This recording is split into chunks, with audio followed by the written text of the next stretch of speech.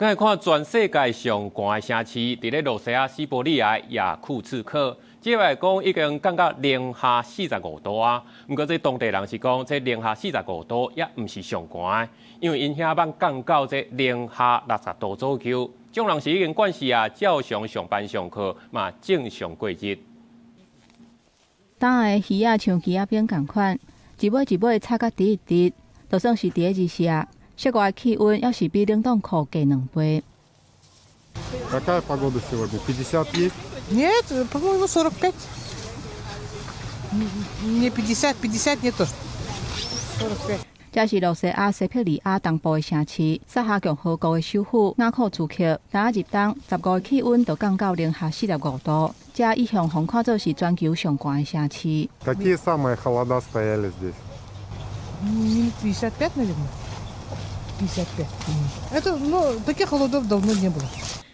根据住伫遮的在地人讲，差10度是差真济，零下45度的天气也算温和。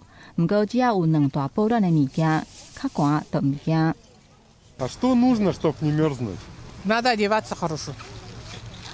И горячий чай пить почаще. Если на улице.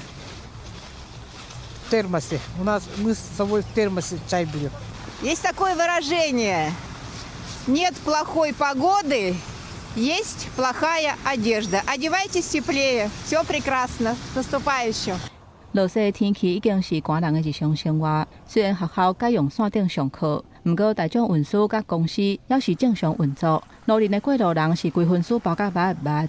Ой, ощущается очень холодно, конечно, по утрам, особенно когда отвезу дочку в садик. Очень холодно, и вечерами тоже холодно.